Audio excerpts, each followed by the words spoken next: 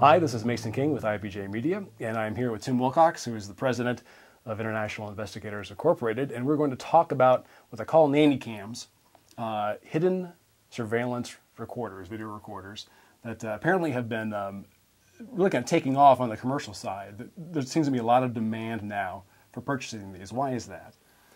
People are paranoid. They want to know what's going on. People do things to them that they want some kind of evidence of, or they endanger their family, their children, their business. They steal their assets. There's 1,000 different reasons people want hidden microphones and bugs and cameras and things like that. Cameras are legal. Microphones and bugs are not. This looks to me like a Converse shoe. Right. It's not just a Converse shoe.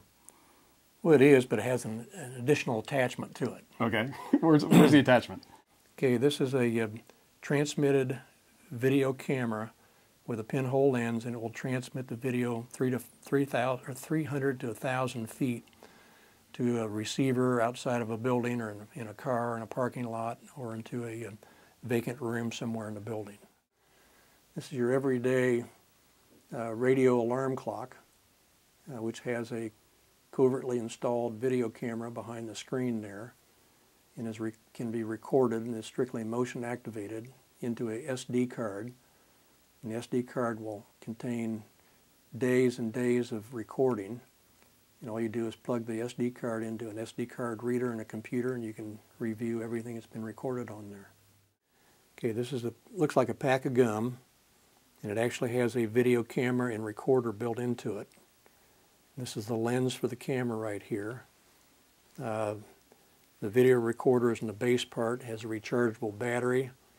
It will record for a couple of hours. We can take a cable and go into the USB on a computer and download all the information and burn a CD or DVD. Or it has a micro SD card up to a 16 gig capability, and it will record 30 frames per second high resolution on that. I assume this has both commercial and private usage. Absolutely. So in a commercial setting, for example, who would be using something like this? A company who's exhibiting theft by employees, and has had a lot of problems with that, and so they'll set out some bait, and they'll hide some motion-activated video cameras around, and so once the bait disappears, then they go back and play the video, and they find out who did it. Now let's say that I'm a parent and I want to know what my kids are doing. I could probably use one of these things. You could probably get away with that unless your kid tries to try the shoe on.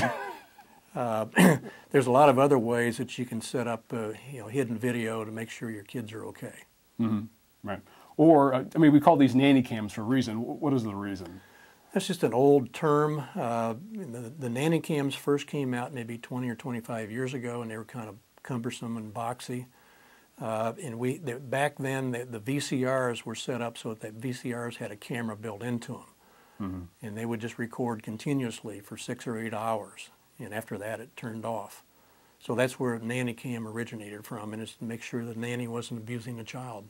We're seeing these used a lot more than we have in the past, and I'm assuming it's kind of a combination of the technology being smaller, more accessible, and also a lot cheaper.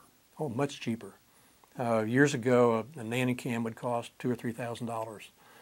Now it's probably in the $400 or $500 range. No kidding. So this shoe, this whole setup I could get for a few $100s. Yes. Wow, and pack of gum I could get for a few $100. $300 or $400 for the entire system for a pack of gum. Yes.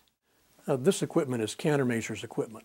It's designed to detect any kind of an illegal transmitting or bugging device, and there's literally thousands of different ways people can bug somebody else.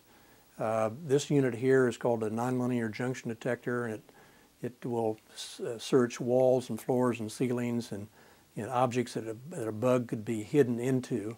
And further over here is equipment that's designed to analyze electrical power lines or Cat5 lines or computer lines to see if there's any kind of a bug or a listening device attached to that.